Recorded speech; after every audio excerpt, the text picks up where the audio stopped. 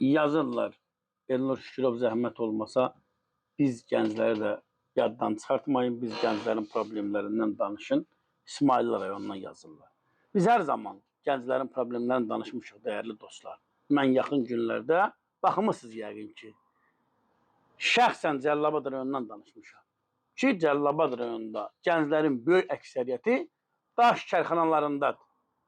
Daş kərxanalarında can verirlər. Mən danışmışam bundan. Başqa iş yolu yoxdur. Rayonda fabrik yox, zavod yox, digər müəssisə yox. Bir iş yeri qalıb rayonda. O da Bakı ətrafında yerləşən, rayonlarda yerləşən daş kərxanalarında gəlib min bir zülüm çəkməkdir. Bugün boşanmaların sayı çoxalır, bugün gənclər iş yeri tapa bilmir, bugün təhsilli, ali təhsilli gənclər diplomunu evdə qoyub, qeyd etdiyim kimi daş kərxanalarına işləməyə gedirlər, yaxud taksi sürürlər, yaxud ən yaxşı halda MTK-larda o Novostroykalar deyir ya, biz Stroykada işləməyə gedirlər. Başqa hara gitsinlər?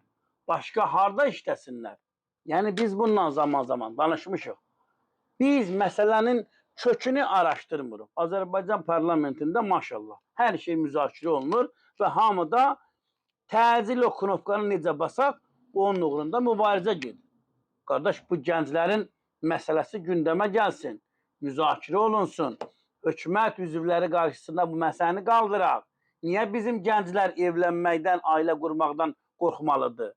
Niyə bizim gənclərin evlənmə yaş həddi keçir? 35-40 yaşında gənclər evlənə bilmir.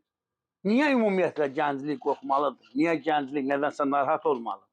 Bu gənclik idi. Bu gəncliyi 2020-ci ildə necə cəsarət, necə şücaət göstərdiyini biz gördük, şahidi olduq. Amma bugün çox təəssüf ki, təəssüf hissi ilə mən qeyd edirəm ki, həbsxanalarda olan məhkum olunmuş və təqsirlənən şəxslərin böyük əksəriyyəti gənclərdir. O məsələdən ayrıca danışacağım.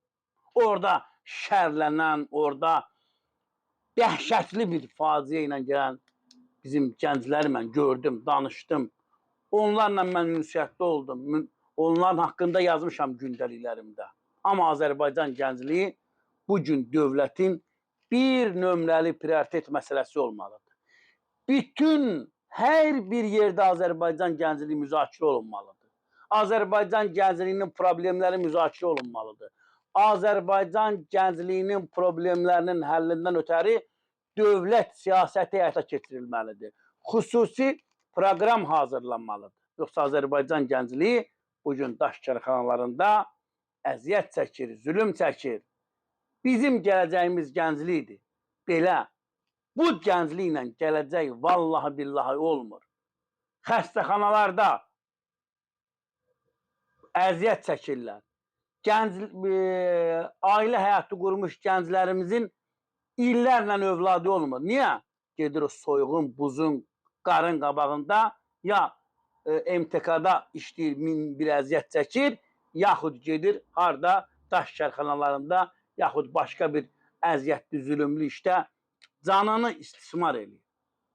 Bu gəncliyə sahib çıxmalıdır. Bu gəncliyə dövlətimiz sahib çıxmalıdır və o illərdir danışmayan deputatlar var. Xüsusən mən rayonlara bunu şamil edirəm. Rayonlarda, rayonların kəndlərində gənclik qalmayıb.